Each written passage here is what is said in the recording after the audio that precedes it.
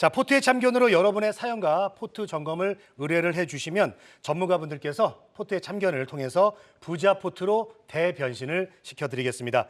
자, 돈이 모이는 포트와 함께하고 싶으신 분들은 현재 화면에 나가고 있는 메일 주소로 보유 종목 등을 적어서 보내주시면 되겠습니다. 자, 그리고 메일은 24시간 열려 있으니까 많은 분들의 참여 기다리고 있겠습니다.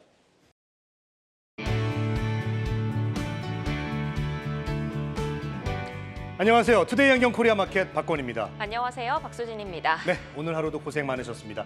엔비디아 실적 기대감에 나스닥은 역대 최고치를 경신했습니다. 미국 자본시장이 일제히 랠리를 이어가고 있지만 국내 증시는 시장을 이끌어갈 확실한 모멘텀이 부재한 상황입니다. 방향성 부재 속에 연속성 있게 에너지를 분출할 주도주, 투데이 안경 원픽으로 만나보시죠.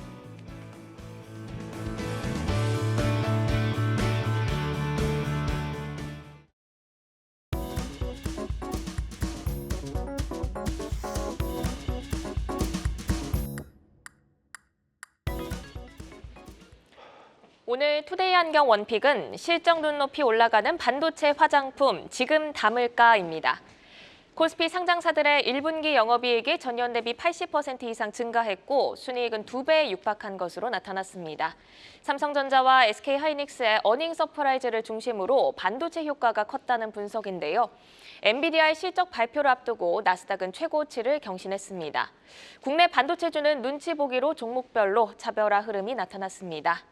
반도체와 함께 실적 눈높이가 올라가며 기대감이 고조되고 있는 또 하나의 섹터, 바로 화장품인데요. 네이처셀과 한국 화장품 제조, 아이패밀리 SC 등 주요 종목들이 일제히 날아 올랐습니다. 1분기 깜짝 실적에 이어 2분기 실적 추정치가 꾸준히 상승하며 주목을 받고 있는데요. 오늘은 강석훈 신한투자증권 PB와 함께 자세히 얘기 나눠보겠습니다. 어서 오세요. 네, 1분기 주요 상장사 3곳 중 한 곳은 깜짝 실적을 기록했다는 소식입니다. 반도체의 실적 개선세가 컸다는 분석인데요. 중요한 건 1분기보다 2분기에 대한 눈높이가 상향되고 있다는 점입니다. 반도체 산업의 연간 실적 스토리는 어떻게 전망하고 계실까요? 반도체의 경우에는 실적 상승세가 계속 이어질 것이라고 보고 있습니다. 특히나 상반기보다도 하반기에 더 고려할 만한 요소들이 많다, 이렇게 말씀드릴 수 있겠습니다. 상반기를 대충 요약하자면은 AI 쪽 서버 투자로 계절성을 덮어버렸다, 이렇게 말씀드릴 수 있겠습니다. 이 메모리 시장이라고 하는 것은 예상을 상회하는 이 서버 쪽 수요가 나타나면서 전반적으로 좋게 흘러가게 됐고요. 특히나 고부가 DRAM이라든지 고용량 낸드 쪽 수요가 실적을 견인하고 있는 상황입니다. 2021년 하반기에 DRAM과 낸드 쪽 수출액이 피크아웃했었는데 작년 2023년 1분기에 바닥을 찍고 이 수출액이 굉장히 빠르게 올라오고 있는 상황입니다. DRAM 수출액 전년 동기 대비해서 54%가량 플러스 됐고요. 낸드도 71%가량 올라가게 됐습니다. 제품 단가도 1분기 이미 약 25%가량 상승했고 2분기부터 꺾일 줄 알았는데 이 강력한 수요로 인해서 2분기 들어서 평균 10%가량 더 올랐습니다. 하반기를 전망해 보자면은 이 실적 모멘텀이 더욱더 견고해질 것이라고 보고 있습니다. 그동안 반도체 발목을 잡던 재고 조정이라고 하는 것이 마무리됐고요. 이미 본격적인 재고 확충 수요가 확인되고 있습니다. 더불어 장비들의 평균 스펙도 올라가게 되면서 이 장비라고 하는 것은 IT 장비들을 말하게 되는 것이고 이 장비들의 평균 스펙도 올라가게 되면서 이 메모리 탑재량도 함께 늘고 있는 상황이거든요. 따라서 이 가동률 자체가 회복하면서 수익성도 개선되고 출하량도 확대될 것으로 기대가 되고 있습니다. 결론적으로 좀 말씀을 드리자면은 이 반도체 실적 기준으로 계속 담아가셔도 좋다라고 말씀드리고 싶고요. 이제 메모리 쪽 밸류체인 전반적으로 수요가 회복되고 있는 상황이기 때문에 적극적으로 담으셔도 좋습니다. 네, 원래 반도체에는 계절성이 있었는데 이 서버 수요 폭증으로 계절성을 덮어버렸고 상반기보다는 결론적으로 하반기가 더욱더 기대가 된다라는 말씀 해주셨습니다. 이 반도체 소부장이 보통 전공정, 후공정으로 분류가 되고요. 또 낸드, SSD 등으로 나뉘고 그리고 AI 관련해서는 HBM 그리고 온디바이스 AI, CXL 등으로 또 다른 테마가 지금 형성이 되어 있는데요. 실적 측면에 있어서 가장 먼저 훈풍이 불어올 분야는 어딜까요? 하도 얘기해서 지겨우시겠지만은 실적 관련해서는 역시나 HBM 주목하고 있습니다. 양적 성장은 앞서 말씀을 드렸고 이 HBM은 현재 질적 성장을 견인 중입니다. DRAM 전반적인 영업이익률이 20%대인데 이 HBM은 47.5%로 50%를 육박하고 있는 상황이고요. 돈 잘 버는 이 제품은 올해뿐만 아니라 내년 물량도 이미 대부분 솔드아웃됐다, 이렇게 보시면 될 것 같습니다. HBM 수요가 GPU에서 NPU 쪽으로 확장하고 있는 것도 긍정적으로 보이고 있습니다. 이제 주요 수요처였던 GPU를 넘어서 ASIC의 대표적인 NPU에서도 중에서도 이 탑재 움직임이 발견되는 중이다 이렇게 말씀드릴 수 있겠고요.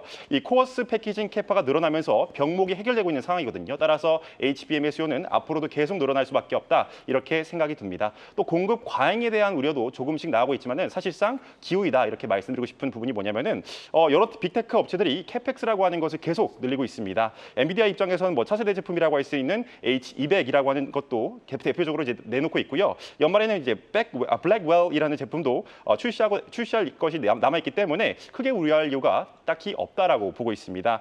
추론 수요 확대로 HBM 기반으로 실적 상승세라고 하는 것은 계속해서 늘어날 것이라고 보고 있고요. 하반기부터 추론 서버의 수요라고 하는 것이 본격화될 것이기 때문에 계속해서 기대해서 바라보자 이렇게 말씀드립니다.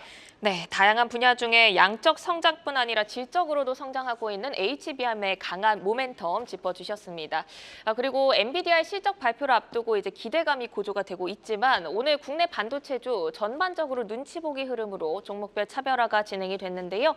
엔비디아 실적 결과에 따른 영향은 어떻게 전망하시는지, 그리고 엔비디아발 훈풍 가장 거시기 부러울 종목군 어디라고 보실까요? 뭐 실적이라고 하는 것은 앞으로도 좋게 나올 것이라고 보고 있고, 특히나 이제 실적 자체가 주가 된다라기보다는 가이던스라고 하는 게 주가 될 것입니다. 이 가이던스라고 하는 것은 앞으로도 가속세될 것이라고 보고 있기 때문에 엔비디아 계속 좋게 바라보고 있고요.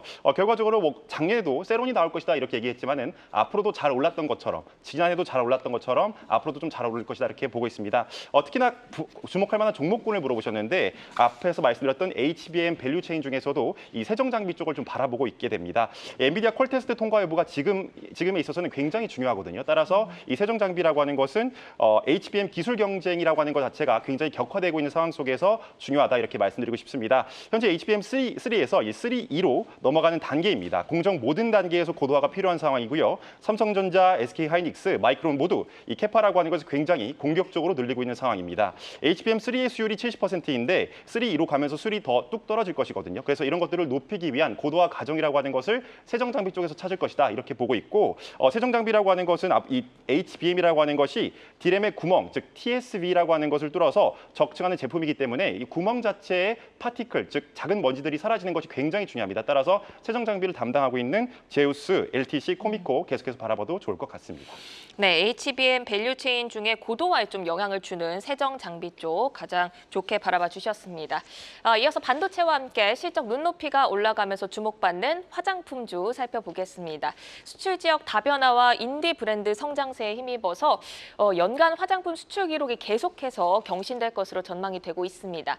올해 실적도 우상향 스토리 기대해 볼 수 있을까요? 예, 충분히 기대할 수 있다라고 생각하고 있습니다. 특히나 상반기도 너무 좋았고 하반기로 갈수록 주목할 만한 모멘텀들이 충분히 남아있다라고 보고 있습니다. 상반기 스토리부터 살짝 말씀드리자면은 이 중소 브랜드를 중심으로 수요 강세가 이어졌다 이렇게 말씀드리겠습니다. 대형사 화장품사 실적은 조금씩 작년으로부터 회복하고 있는 구간이고요. 회복하는 과정에 있어서도 제품군이 원래 고부가 가치 제품군이라기보다는 중저가 브랜드 중심으로 많이 팔리고 있다 이렇게 말씀드리고 싶습니다. 대형사의 이제 추정치라고 하는 것은 연초 대비해서 그래서 회복하면서 9%가량 올라가게 됐고요. 중소 브랜드사라든지 ODM사들은 작년에 이어서 강력한 성장세가 예상이 되기 때문에 영업이익 추정치가 연초 대비 플러스 17%가량 올라서게 됐습니다. 전체 소비재 중에서도 뛰어난 성과를 계속해서 보여주고 있는 것이 바로 이 중소 브랜드사라든지 ODM사라고 말씀드릴 수 있겠고요. 국내와 일본을 넘어서 미국에서 중소 인디 브랜드가 계속해서 커져가고 있다 이렇게 말씀드리겠습니다. 하반기에 대한 예상도 같이 말씀을 드리자면은 이 서구권을 중심으로 계속해서 수요가 넓어지고 있는 상황이거든요. 따라서 실적에 대한 눈높이도 높아졌고 밸류에이션도 높아지게 됐지만은 가격에 대한 상승세 그리고 실적에 대한 상승세도 앞으로 계속 이어질 것이다 이렇게 말씀드리겠습니다. 네, 화장품 업체들의 1분기 실적을 보면 실적이 부진한 기업을 찾기가 더 어려웠을 정도로 대부분 업체들이 좋은 성적표를 공개했습니다. 앞으로 화장품주들을 선별해서 공략하는 데 있어서 어느 지역의 매출처 비중을 주목해 봐야 할지 궁금한데요. 또 기초와 색조 등 분야별로는 어떤 분야의 성장성을 높게 보실까요? 이제 대표적인 국가라고 한다면은 현재 대다수의 브랜드사가 한국과 일본에서의 실적 성장이 강한 상황이다라고 말씀드릴 수 있겠고, 앞으로 주목해야 될 국가라고 한다면 한다면은 미국 말씀드릴 수 있겠습니다. 문제점을 찾자라고 한다면은 올해부터 이 한국의 수요 기저 효과라고 하는 것은 이제 둔화될 예정이거든요. 따라서 이런 성장 둔화라고 하는 것을 미국향 수출을 통해서 회복하고 있다. 그리고 회복할 것이다라고 하는 것이 앞으로의 어떤 로직이기 때문에 이런 미국향 매출이라고 하는 것을 잘 내는 기업들을 중심으로 바라보시면 좋을 것 같고요. 기초 화장품과 색조 화장품을 기준으로 말씀을 드리자면은 기초 화장품은 앞에서 말씀드렸던 미국을 중심으로 계속해서 성장세가 이루어지고 있는 상황이고요. 색조 화장품이라고 하는 것은 일본에서 이 K-팝 열풍에 따라서 계속해서 인기몰이를 하고 있는 상황이기 때문에 과거 60%까지 올라갔던 중국 비중은 40%로 낮춰졌고 10%대에서 20%까지 일본의 비중도 높아졌기 때문에 색조 화장품은 일본 쪽을 바라보시는 것이 좋아 보입니다. 네, 그렇다면 반도체와 화장품주 내에서 강석훈 PB의 최선호주 열어보도록 하겠습니다. 반도체 쪽에서는 LTC를 가져오셨고 화장품 쪽에서는 코스맥스를 가져오셨는데 먼저 LTC부터 들어볼까요? 네, LTC부터 말씀을 드리자면 앞에서 말씀드렸던 이 세정장비의 대표적인 기업이라고 할 수 있겠습니다. 이 자회사라고 하는 LSE라고 하는 것이 이제 무진전자라고 하는 회사를 인수하면서 사명을 바꾼 곳이다라고 보시면 될 것 같습니다. 이 무진전자는 원래 SK하이닉스 쪽에다가 이 세정장비라고 하는 것을 납품했던 곳인데요. 한때 중국의 기술 유출 때문에 거래가 잠깐 끊겼던 적이 있었습니다. 그런데 LTC가 인수한 이후로부터 다시 한번 2월부터 이 세정장비라고 하는 것을 재개하게 됐다 이렇게 말씀드릴 수 있겠고요. 원래는 제우스가 납품을 하게 됐지만은 이 LTC 쪽이 국내 경쟁사의 제품을 제치고 하이닉스 침투율을 높이고 있는 상황이다 이렇게 말씀드릴 수 있겠습니다. 앞에서 말씀드렸다시피 HBM의 고도화에 있어서는 이 세정장비가 굉장히 중요하기 때문에 제우스의 시총 자체가 6천억인데 LTC가 1,800억밖에 되지 않습니다. 따라서 이 키 맞추기를 한다라고 한다면 LTC 반도체 쪽에서 좋게 바라보고 있고요. 화장품에 있어서는 코스맥스 앞에서 말씀드렸던 미국 시장의 선 제품에 있어서 코스맥스가 굉장히 좋은 제품들을 내놓고 있기 때문에 코스맥스 앞으로도 좋게 바라보고 있습니다.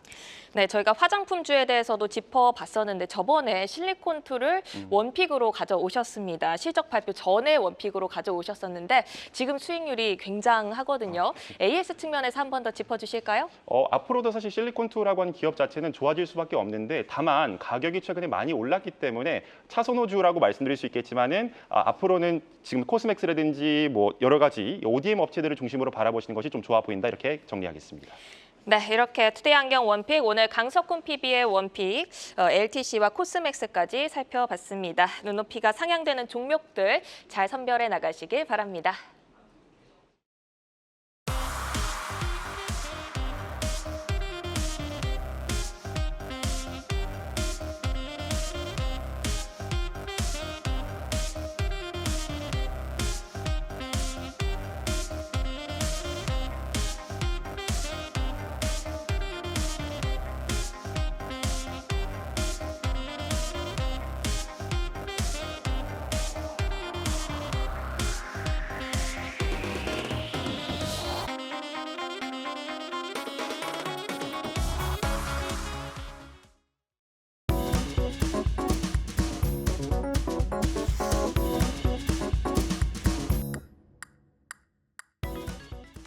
본격 전국민 부자 포트폴리오 만들기 프로젝트 포트에 참견 시간입니다. 포트에 참견으로 여러분들의 사연과 포트 점검 의뢰를 해주시면 전문가들이 적극적인 포트에 참견을 통해서 대변신을 시켜드리겠습니다. 자, 지금 화면에 보이는 메일 주소로 여러분들의 궁금한 것들 그리고 보유 종목을 보내주시면 되겠습니다. 자, 그리고 신청하신 사연자분들 중에서 저희들이 경제 경영 관련된 서적도 선물하고 있습니다. 많은 분들이 참여를 해주셨으면 좋겠습니다. 절대 어렵게 생각하지 마시고요. 지금 바로 메일 보내주시면 되겠습니다. 자, 오늘 포트의 참견 주인공 함께 만나볼까요? 자, 오늘 주인공은 60대 남성 한수님이 되겠습니다. 자, 포트폴리오 함께 보시죠. 자, 지금 뭐가 굉장히 종목이 많습니다. 현재 2개의 계좌로 포트를 운용 중인데요. 한 계좌는 투자자산 7억 원으로 비중은 국내 주식 97%, 현금 3%입니다.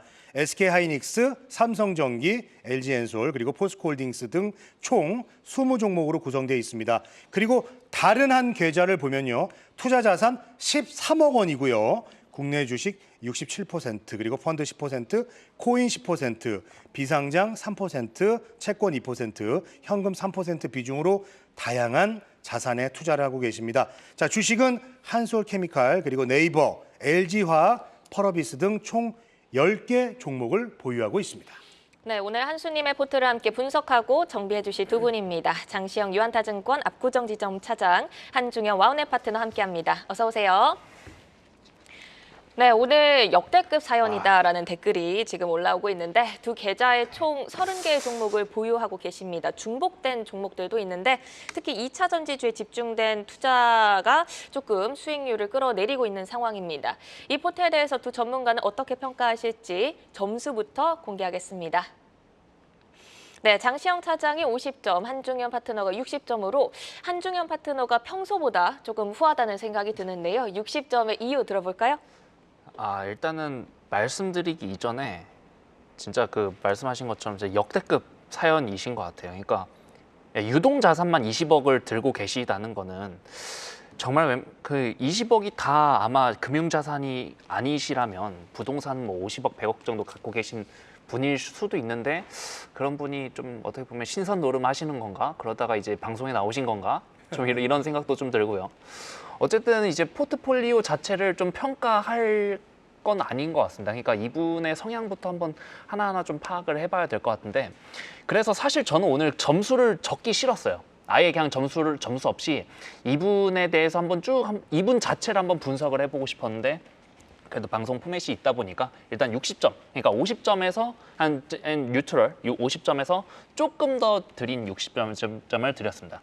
좀 잘한 점은 그래도 20억 원이라는 이제 사이즈에 맞는 종목 분산 그리고 자산 분산이 이루어졌다는 점 그거 자체는 되게 좀 저는 긍정적으로 보고 있는데 못한 점을 굳이 꼽자면 이분이 이제 60대십니다. 그러니까 뭐 이제 60살도 60대고 69살도 60대지만 어쨌든 60대는 이제 조금 그 신체 나이가 좀 노화하는 나이잖아요. 그러다 보니까 이제 종목 개수를 한 30대, 40대처럼 엄청나게 많이 갖고 갈 수는 없어요. 왜냐하면 본인의 이제 그 정신도 이제 조금 이제 좀 힘들 수가 있으니까. 근데 그럼에도 불구하고 지금 세 보니까 종목 개수가 40개가 넘어가는데 굳이 저는 이제 그 꼽자면 종목 개수가 나이대에 비해서 너무 많으시다. 그게 이제 좀 못한 점이라고 저는 생각을 합니다. 네, 장시영 차장님도 50점을 주셨는데 이 절반의 아쉬움은 어디서 나온 걸까요? 그냥 뭐 수익률밖에 없는 것 같으세요. 뭐 사실은 대부분 근데 보시면 뭐 코인도 하시고 뭐 펀드도 하시고 장외 주식도 하시고 이것저것 많이 하시면서 수익률도 꽤 좋았었다. 그쪽에서는 수익률이 꽤 좋아졌다고 하시는데 희한하게 이제 주식 쪽만 2차 전지 쪽에 비중이 굉장히 많습니다. 중복되는 종목들도 많고 두 계좌를 나눠서 하시는데 사실 근데 2차 전지에 대한 이 사랑이 넘치시는 부분은 어쩔 수 없는 것 같아요. 그러니까 보면 언제 진입했었는지 좀 어느 정도 감이 오거든요. 그러니까 2차 전지에 대한 어떤 포모 현상이 극에 달했을 때 관련 종목들이 좀 매수가 된 것 같다라는 생각이고 장기적으로 봤었을 때 사실 그 일정 부분 손실을 만회할 수도 있어 보이기는 합니다. 2차 전지가 사실 뭐 이제 뭐 성장기라든지 성숙기로 접어들어가지고 지는 해는 아니니까요. 다시 한번 상승할 수 있는 여력이 남아있는 부분이라서 괜찮아 보이기는 하는데 뭐 앞서 말씀드린 대로 두 계좌 모두의 2차 전지가 좀 너무 많다라는 거는 부담스럽게 느껴질 수밖에 없는 것 같습니다. 당장의 포트의 종목도 앞서 이제 우리 한중현 파트너님께서 말씀해 주신 대로 백화점식으로 너무 많고 또 어느 정도는 정리가 조금 필요한 부분이 아닌가라는 생각도 좀 하고 있습니다. 네, 전반적으로 두 분 모두 너무 많은 종목수 그리고 중복된 종목수가 좀 아쉽다라는 평가 남겨주셨습니다. 오늘은 전화 연결 없이 박건 앵커가 방송 전에 미리 사연 신청자이신 한수님과 얘기를 나눠봤다고 하셨는데요. 한수님은 어떻게 사연을 신청하게 되셨을까요? 네, 오늘 뭐 실시간 채팅도 여러 가지 의견들이 많이 올라오고 있습니다. 그리고 말씀해 주셨듯이 저희 그 사연 신청자분들 중에 가장 큰 규모의 지금 투자를 하고 계신데 한수님 같은 경우는 이제 2차 전지를 과감하게 모두 손절을 해야 될까요? 라고 하면서 신청을 해주셨습니다. 30년 전에 주식 투자로 큰 손해를 봐서 주식을 좀 그때는 하지 않으셨다고 해요. 그러다가 4년 전에 SK바이오팜 공모주로 큰 수익을 얻으신 다음에 다시 주식을 이렇게 시작하게 되셨다고 합니다. 현재 계좌를 두 개로 나눠서 운영을 하고 계시고 현재 포트에 손실 종목이 많지만 이익이 난 종목들은 매도를 해서 전반적인 평균 수익률은 나쁘지 않다고 하십니다. 코인, 펀드, 장외 주식도 이익이 2배 가까이 된다고 하시네요. 저희가 또 포트만 봤을 때는 수익률이 좀 떨어진다고 봤는데 또 이런 이야기가 또 숨어 있었습니다. 자, 한중현 파트너, 한수님 보면은 이제 그 투자 자산 규모가 꽤 큽니다. 아주 크고 주식 이외 코인, 펀드, 장외 주식, 채권 이렇게 다양한 자산에 투자하고 있습니다. 투자 자산 배분, 이 균형도는 어느 정도로 보고 계세요? 기본적으로는 굉장히 잘하고 계시다고 생각을 합니다. 기본적으로. 그러니까 그 이제 종목 개수의 문제가 아니라, 그러니까 지금 자산 배분 자체는 되게 좀 잘하고 계신 것 같아요. 근데 혹시 이제 이 방송만 보고 계신 분들이 조금 이제 좀 혼동이 있으실 수도 있어서 제가 좀 부연 설명을 해드리자면, 저랑 이제 차장님은 따로 대본을 받아보잖아요. 받아봤을 때 그 이분이 그냥 손실만 있는 게 아니라 그동안 수익 보신 것들은 다 매도를 하셔서 네. 수익이랑 손실이랑 상계 처리를 해봤을 때 한 약수익, 좀 그래도 좀 만족할 만한 수익을 거두셨다고는 하세요. 그러니까 지금 남아있는 종목은 이제 수익이 아니라 손실만 남아있는 거다 보니까 저렇게 좀 처참해 보이는데, 이분은 사실 이거 말고도 그냥 원래 잘하신 분이셨고, 주식이 심지어 67%의 펀드, 코인, 비상장까지, 채권까지 하면 좀 자산 분산 자체가 되게 잘 되신 것 같아요. 그래서 제가 사실 뭐 첨언할 입장일지 모르겠지만, 굳이 제가 하나 첨언을 해드린다면, 이제 이분이 60대시거든요. 60대시면 정말 웬만하면 아마 이제 지금 은퇴를 하시고 이제 투자 쪽을 좀 전문적으로 하실 텐데, 그러니까 은퇴를 하셨다 보니까 아무래도 그 근로소득, 소위 말하는 이제 그 노동소득에서 발생하는 그 소득이 없을 거란 말이죠. 그러다 그 말인즉슨 좀 일정한 캐시플로우가 아마 발생을 안 하실 텐데, 그거를 조금 좀 감안을 하셔서 이제 특히나 이분 말고도 은퇴하신 분들은 좀 월마다 일정한 캐시플로우를 발생시키는 이제 월 배당이 가능한 그런 포트폴리오를 구축하시는 것도 나쁘지 않을 것 같습니다. 좀 이렇게 한번 말씀드려볼게요. 네, 한수님이 이익이 난 종목들을 익절해서 평균 수익률은 괜찮다고 하셨지만, 현재 포트의 2차 전지주들을 보면은 절로 한숨이 나오실 것 같은데요. 한수님이 의뢰하신 궁금증을 저희가 이제 풀어드리도록 하겠습니다. 궁금증 확인해 볼까요? 첫 번째는 현재 손실이 큰 2차 전지주들을 어떻게 해야 할까요? 라고 하셨고요. 또 손실률이 큰 종목들은 평단을 낮추는 전략 괜찮은지도 물어보셨습니다. 그리고 미국 주식과 달러화에 대한 질문, 그리고 이번 주 빅 이벤트죠. 엔비디아 실적 발표 후 펀드 대응 전략에 대한 궁금증도 주셨습니다.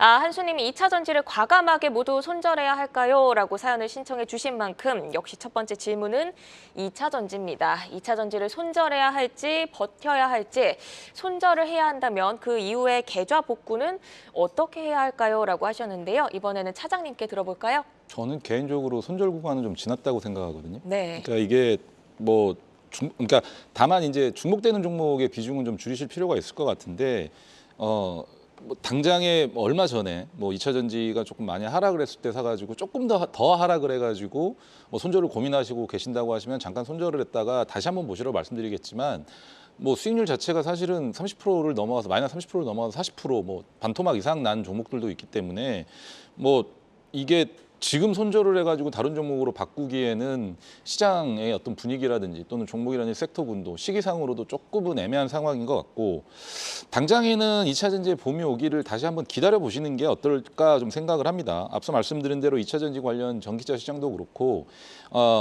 성장기 성숙기 시장에도 아직 진입하기 전이기 때문에 한 번 기회는 반드시 다시 있을 거라고 보입니다. 그리고 어떤 종목이든지 간에 또 어떤 업종 내에 어떤 섹터 내 대장 종목들 같은 경우는 이렇게 크게 월봉을 세우고 나서 한 번에 끝내지는 않거든요. 다시 한번 추가적으로 월봉을 다시 한번 갱신하는 어떤 그런 모습들을 좀 보여주기 때문에, 일단은 비중 조절을 좀 하신 다음에 조금 더 기다려 보셔라. 그러니까 앞서 말씀드려도 중복된 종목을 조금 줄이시는 쪽으로 가시고요.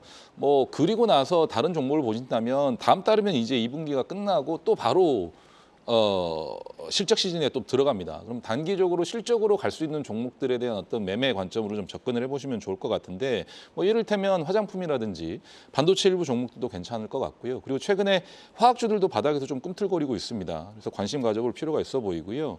또 이달 말 학회를 앞두고 있는 바이오 관련된 종목도 HLB 이후에 몇몇 종목들은 다시 한번 좀 올라가려고 수급도 좀 들어오는 것 같고 모양이 좀 좋아 보이니까 그렇게 좀 종목을 좀 추려 보셔가지고 매매 관점으로 좀 접근을 해보시는 것도 좋을 것 같습니다.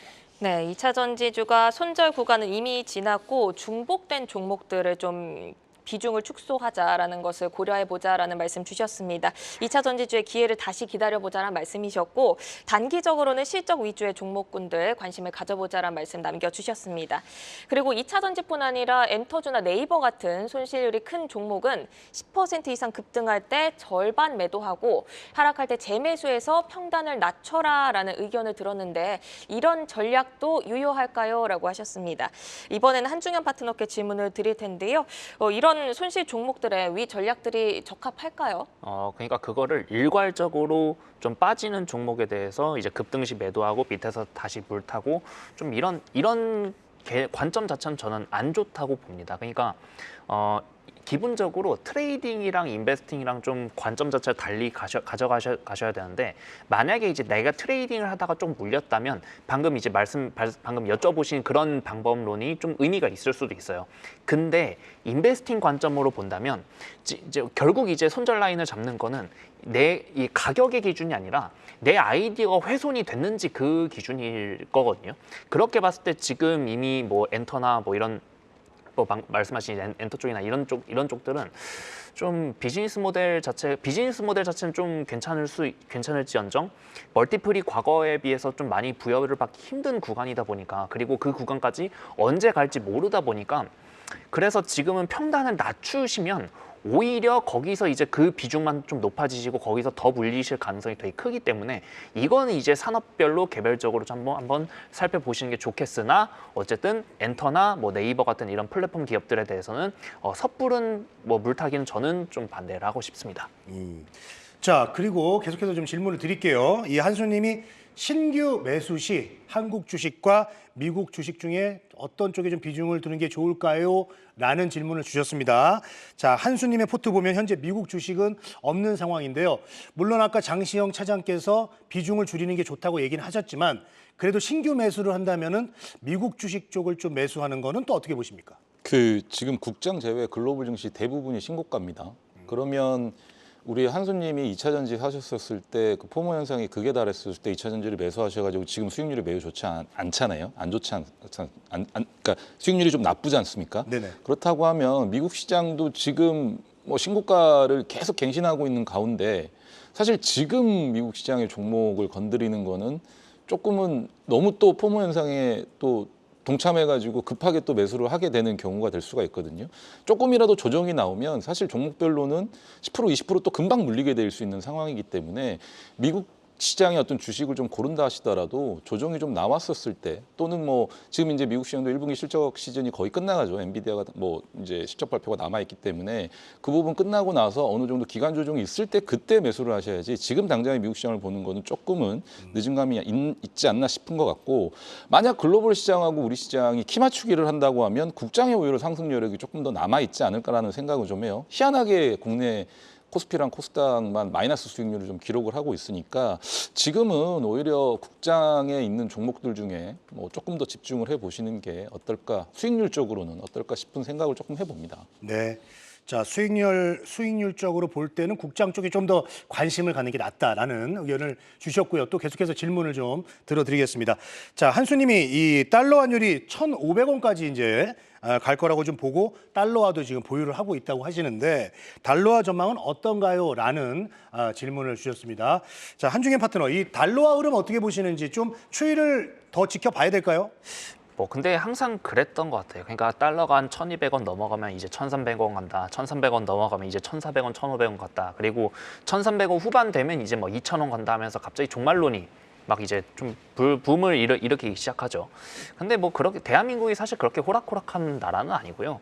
그리고 이제 달러화를 갖고 계시다고 해서 만약에 달러 돈이 이제 달러 환율이 2,000원까지 뭐 1,500원, 2,000원까지 간다? 그러면 사실 죄송한 말씀이지만 국내 주식은 살아 있을 수가 없습니다. 아마 그 전에 이미 다 이제 폭락을 했을 거기 때문에 달러에 대한 전망은 결국 지금 이제 미국의 금리 변화에 대해서 좀 리니어하게 좀 가야 되는 그런 부분인데 이 부분에 대해서는 지금 전망이 어제 다르고 오늘 다르고 아마 내일도 다를 겁니다. 그러다 보니까 지금 달러 전망 자체를 좀 하는 건 의미가 없어 보이지만 그럼에도 불구하고 한 중장기적으로 봤을 땐 그래도 여기서 이제 금리가 좀 그래 여기서 한번 좀 잡히면서 서서히 다운 사이클로 간다면 달러 환율도 뭐 변동성보다는 변동성을 줄이면서 그냥 이 수준에서 계속 쭉 머물지 않을까. 여기서 소폭 하락 내지는 그냥 쭉 옆으로 가지 않을까 이렇게 좀 전망을 하고 싶고 그러면 이제 달러화를 그냥 갖고만 있으면 됩니까? 전 사실 달러화를 갖고 계시다면 그냥 그 달러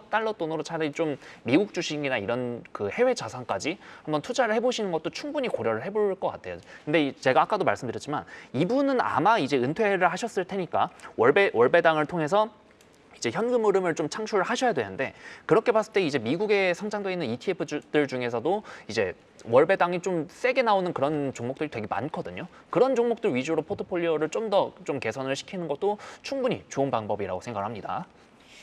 네, 중장기적으로 달러화 같은 경우에는 변동성을 줄이며 횡보하지 않을까 전망을 하셨고 달러를 보유 중이시니까 미국 ETF 쪽으로 또 관심을 가져보자라는 말씀 남겨주셨습니다. 이제 마지막 질문인데요. 한수님이 보유하고 있는 미국 블랙록 펀드 ETF를 이번 주 엔비디아 실적 발표 후 상승하면 환매하려고 생각하고 계신다고 합니다.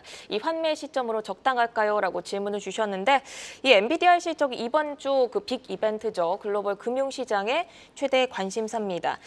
펀드 환매를 고려하는 게 적절하다고 보실지 차장님 어떻게 보고 계실까요? 지난 분기에 엔비디아 실적 발표 이후에 주가 흐름 보시면 나스닥도 그렇고 주가가 좀 어느 정도 기관 조정을 거치면서 하락을 조금 했었거든요. 그리고 나서 이번 분기 실적에 대한 기대감에 다시 또 재차 상승하는 모습을 좀 보여줬는데 이번에도 실적 발표 이후에는 어느 정도 이격 조정이 있을 것으로 좀 보여집니다. 사실 엔비디아 같은 경우는 이격이 좀 과다합니다. 나스닥도 마찬가지고. 그래서 실적 발표 이후에 적당한 수익 구간에서 저는 환매를 하시는 게 나아 보인다라고 좀 말씀드리고 싶습니다.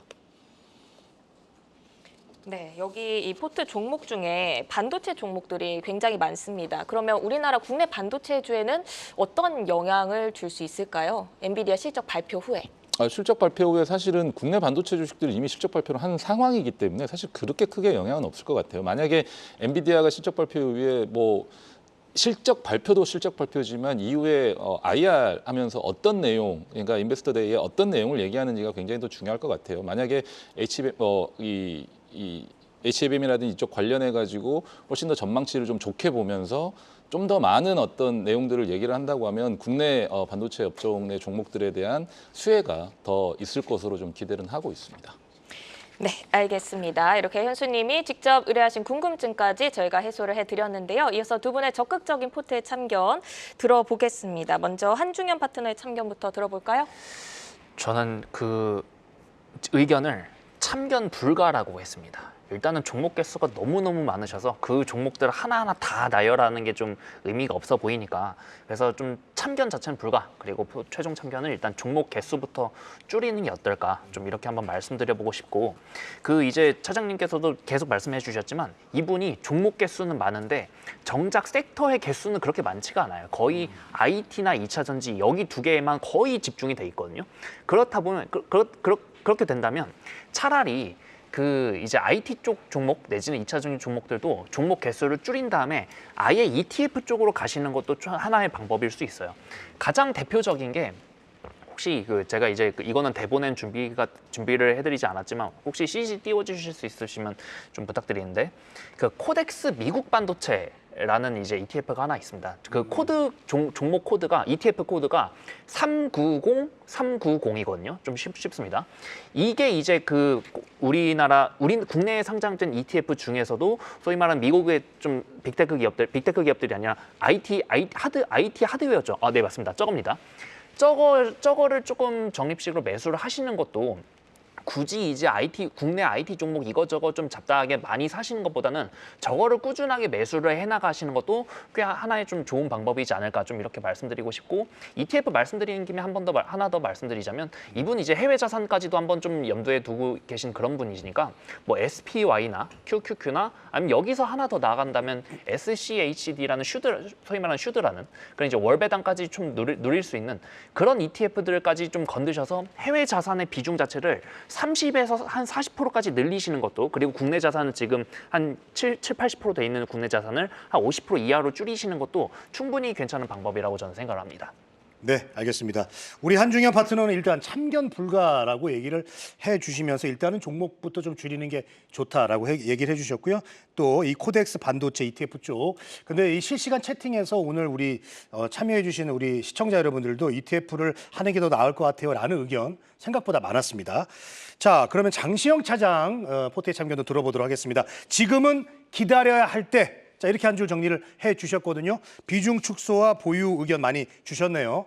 네, 저도 사실은 이제 지금은 기다려야 할 때라는 이 의견을 낸 게 한중현 파트너랑 거의 같은 생각입니다. 네네. 지금 당장에 이 포트를 어떻게 참견을 해가지고 이렇게 저렇게 바꿔서 이렇게 저렇게 하십시오 한다고 그래가지고 포트에 미묘한 차이가 발생하는 건 아니거든요. 굉장히 조금 오랜 시간 동안 뭔가 흘러왔던 계좌였던 것 같고 금액도 좀 큰 상황이고 그리고 종목 자체도 굉장히 많기 때문에 일단은 중복되는 종목 먼저 좀 줄여보시고 그리고 현금을 좀 확보하신 다음에 단기적으로 좀 매매 관점으로 실적이라든지 이런 부분들에 좀 근접해서 접근을 하시면서 조금씩 계좌를 조금 돌려보셔야 된다라고 좀 생각을 하거든요. 돌려본다라는 게 뭐 매매를 막 이렇게 많이 하시라는 게 아니라 종목을 한 번씩 바꿔가지고 조금씩 하다 보면 아 시장에서 지금 2차 전지 말고 이쪽 업종 내 섹터들이 강하구나 세구나라는 걸 좀 느끼실 수 있습니다. 그래서 너무 한쪽에만 편중돼 있으시지 말고요. 중복되는 종목들만 좀 줄여가지고요. 한 번씩 조금씩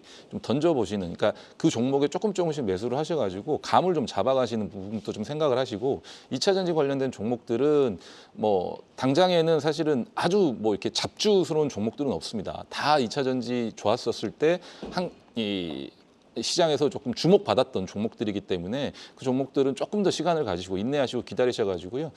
손실률을 최대한 줄이시고 또 어느 종목들은 복구할 수 있는 가능성도 있기 때문에 조금 더 기다려 보시라는 말로 조금 정리를 해드리겠습니다. 네. 자, 장시영 차장도 한 줄 정리. 지금은 이제 기다려야 할 때 큰 그림에서는 기다리되 조금씩 매수를 해보자라고 정리를 좀 해주셨습니다. 자, 한수님 방송 잘 보고 계시죠? 오늘 두 분의 포트의 참견이 좀 많은 도움이 되셨으면 좋겠습니다. 뭐 지금도 충분히 잘하고 계십니다. 자, 이렇게 우리 한수님처럼 함께 포트의 참견에 참여하고 싶으신 분들은 화면에 보이는 메일 주소로 여러분들의 궁금한 것들 그리고 보유 종목을 보내주시면 저희들이 도와드리겠습니다. 사연 신청하시는 분들에게는 또 포트 전략에 도움이 되는 경제 경영 관련된 서적도 선물로 보내드리고 있습니다. 문이 언제든지 활짝 열려 있습니다. 여러분들의 많은 참여 기다리고 있을게요.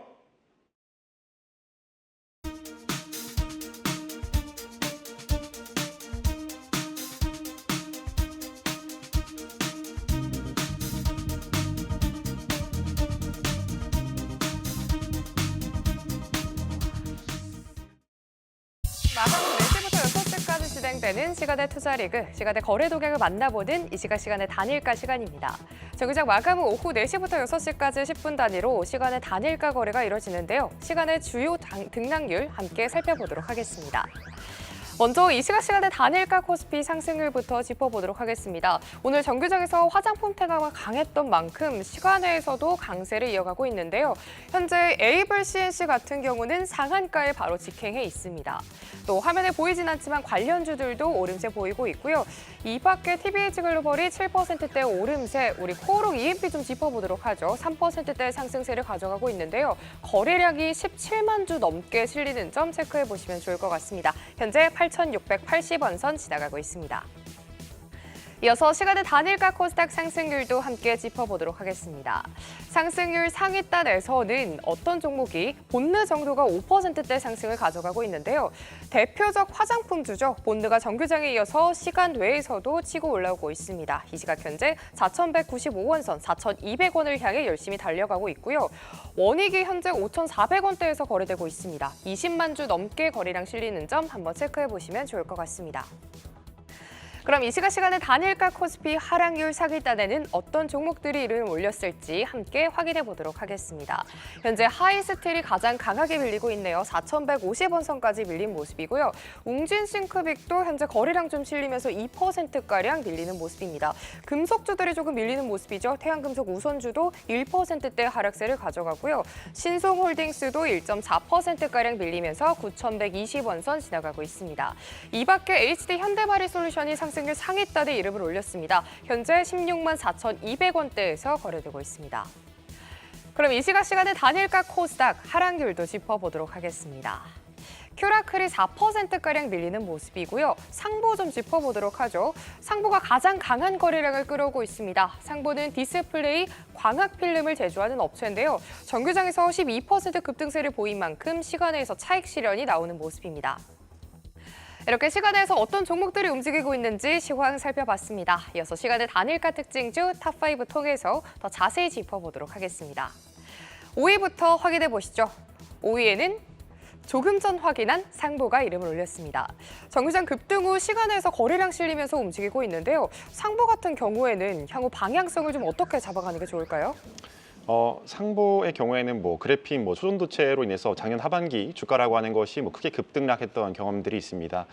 사실 1분기 실적 발표가 이제 이미 저번 주 16일 정도에 발표가 됐기 때문에 내용 자체를 좀 말씀을 드리자면은 지난 분기, 즉 지난 4분기에 이어서 이 분기 적자라고 하는 게 지속된다 이렇게 말씀드릴 수 있겠고 매출액은 132억, 영업이익은 마이너스 18억 정도가 나오기 때문에 그렇게 말씀드릴 수 있겠는데 사실 갑자기 급락하는 이유에 대해서는 말씀드릴 내용은 크지 않지만은 상보 같은 기업의 경우에는 시총도 좀 작고 또 이런 급등락에 의해서 매물대가 많이 끼어 있는 기업이기 때문에 사실상 이런 기업들을 거래하시기보다는 사실상 지금 실적이 너무 잘 나오고 있는 기업들이 많잖아요. 반도체도 앞에서 말씀드렸었고 이거 말고도 전력기기, 전력망 그리고 반도체 이런 기업들을 중심으로 거래하시는 것을 좀 권해드린다 이렇게 말씀드릴 수 있겠고 시간외에 있어서도 사실상 따로 할 말은 없고 상보 좋게 안 바라본다 이렇게 말씀드리겠습니다. 네, 이렇게 시총이 작은 기업들은 변동성이 큰 만큼 좀 주의해서 거래하시면 좋을 것 같습니다. 이어서 4위도 함께 확인해 보시죠. 4위에는 대원전선입니다.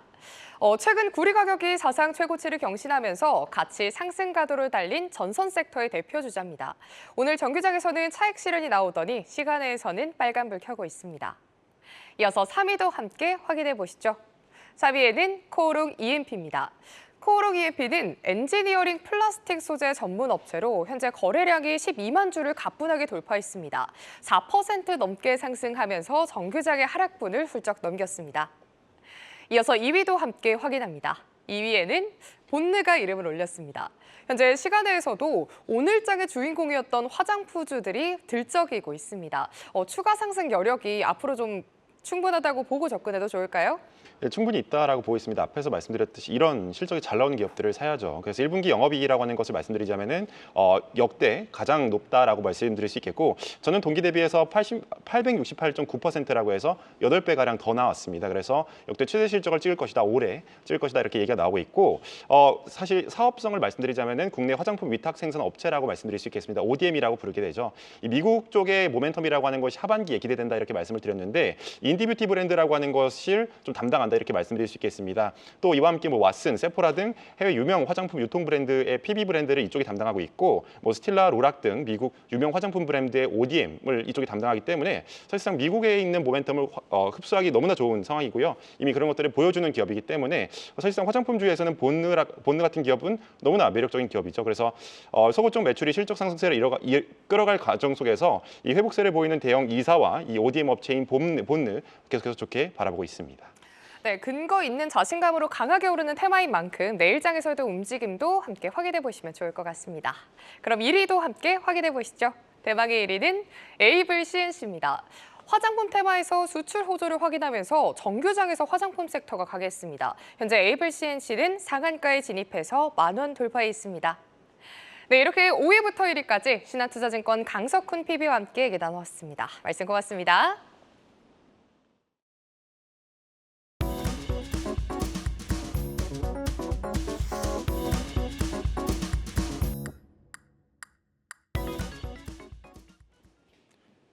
내일은 어떤 종목들이 시장의 주인공이 될까요? 미리 보는 주도주 함께 만나보겠습니다. 내일장 원어원입니다. 자, 오늘의 내일장 원어원 화면으로 함께 보시죠. 자, 장시영 차장은 AP 시스템 그리고 한중현 파트너는 리노공업을 각각 선정을 해주셨습니다.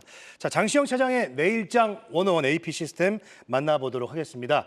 자, 1분기 영업이익이 감소했는데요. 또 주가도 약세하고 그런데 지난주 후반부터 좀 반등을 하고 있습니다. AP 시스템 어떤 성장 모멘텀들이 있나요? 원래는 디스플레이 장비 회사였는데 최근에 이제 반도체 장비 회사로 변모를 좀 꾀하는 중입니다. 1분기 실적은 좋지 않았죠. 이제는 2분기, 3분기부터 하반기로 갈수록 반도체 장비에 대한 어떤 매출 비중이 조금씩 늘어나면서 실적이 좀 개선될 것으로 좀 보여지고 있는데 앞서 말씀드린 대로 원래 레이저 및 열처리 기반의 어떤 디스플레이 장비 업체인데요. 이제는 반도체 전공정 장비와 그리고 HBM 후공정 장비 업체로 좀 변모를 꾀하고 있습니다. 2024년 올해 현재 포워드 기준 가이던스는 23년 같은 경우는 매출은 5,300억에서 400억 정도 수준을 좀 잡고 있고요. 영업이익은 600억 수준을 예상을 하고 있습니다. 23년도에는 그렇게 나왔고 24년도 같은 경우는 수주 잔고가 23년보다 좀 증가를 하고 있고요. OLED 같은 경우는 삼성전자라든지 이쪽 수주로 24년 OP가 650억 이상 예상이 되고 있는 상황입니다. 현재 기존 사업부 그러니까 디스플레이 쪽에서 600억 정도의 영업이익을 좀 기대를 하고 있고 반도체 사업부 쪽에서 영업이익으로 400억 정도를 좀 기대를 하고 있는 것 같습니다.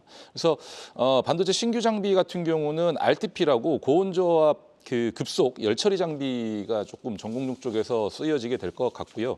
그다음에 다이싱 장비, 그리고 HBM 디본더 장비, 그다음에 HBM TSV 스퍼터 장비, 그리고 유리기판 최근에 좀 핫한데 드릴러, 그다음에 마커 장비 관련해 가지고 반도체 쪽의 어떤 장비 매출 비중이 조금씩 늘어나면서 영업이익에 좀 계속 좀 기여를 할 것 같은데 앞서 말씀드린 대로 기존 사업부 같은 경우는 디스플레이 쪽에서는 영업이익이 600억이 꾸준하게 좀 깔리게 되는 구조로 가게 되고요. 반도체 쪽에서 사실은 추가로 계속해서 400억에서 500억 또는 600억 이상까지도 OP가 나올 수 있기 때문에 2025년부터 27년 연간 1,000억에서 1,600억까지 영업이익을 낼 수 있는 회사로 변모하게 된다라는 점 좀 생각을 해보시면 주가가 사실 기대감에 36,000원까지 좀 올랐다가 최근에 좀 많이 빠졌죠. 그리고 오늘도 윗꼬리를 달면서 좀 빠졌는데 저는 개인적으로 28,000원 미만 정도 가격에서는 조금씩 분할로 매수를 좀 해놓으시면 다시 한번 21선 근처까지 한번 저항을 맞고 좀 조정이 나오겠죠. 거기서 이격 조정이 나왔을 때 어느 정도 좀 매도를 하시고 다시 한번 또 재매수해가지고 전고점을 넘어가는 시점까지, 그러니까 올해 연말까지 계속해서 좀 끌고 가시는 그런 전략으로 좀 활용을 해보셨으면 좋겠다라고 좀 말씀드리겠습니다. 네. 자, 디스플레이에서 이제 반도체 장비사로 변모 중인 AP 시스템 목표가 32,000원 제시해 주셨고요. 자, 그리고 이어서 한중현 파트너의 내일장 원어원 보도록 하겠습니다. 자, 리노공업인데요. 자, 리노공업 같은 경우는 올해 들어서 이제 꾸준히 저점이 좀 상향 중이지만 5월 7일 날 신고가 경신 후에는 탄력이 좀 둔화된 그런 모습입니다. 한중현 파트너 같은 경우는 이제 리노공업을 저번에도 한번 얘기를 해주셨거든요. 네. 리노공업에 대해서 좀 좋게 보시는 것 같은데 어떤 점을 좀 주목하고 계십니까? 네, 일단 주목 포인트는 다음 분기 이제 MSCI 지수 편입 후보군으로 한번 좀 좋게 보고 있습니다. 그 작년이었죠. 작년에 이제 리노공업을 정말 많이 말씀드렸어요. 그때 이제 AI 가속기 아이템을 올해는 무조건 보시라면서 그 AI 가속기 아이템으로 우리나라에 딱 2개밖에 없다. 리노공업이랑 이수페타시스 딱 2개밖에 없는데 그 무조건 보셔야 된다라고 작년부터 엄청나게 강조드린 종목인데요. 이제 그 종목을 올해 그 개편하고도 한 번 더 좀 갖고 와봤습니다. 그래서 이 리노공업의 그 비즈니스 모델을 지금 굳이 설명 안 해도 될 것 같아요. 이미 저 말고도 다른 분들이 많이 설명하셨을 테니까. 제가 보고 있는 포인트는 이제 이 좋은 비즈니스 모델 위에 여기서 이제 MSCI 지수 편입까지 된다면 그것까지 좀 보고 있거든요. 그래서 최근에 이제 1분기 실적 발표를 했는데 조금 부진했지만 이건 어느 정도 예견이 됐었던 부분이고 오히려 지금 이제 4월이랑 5월 수출 데이터를 보니까 2분기부터는 좀 다시 한번 실적이 턴어라운드 되겠다. 좀 이런 기대감도 있을 뿐더러 최근에 그 MSCI 분기 리뷰에서 돌아오는 6월에 지수 편입이랑 편출 종목이 선정이 되는데 그에 따라서 시장의 시선 자연스럽게 이제 8월 중순에 발표돼서 9월에 이제 편입이 된 그런 종목들로 한번 이제 이동을 할 거예요.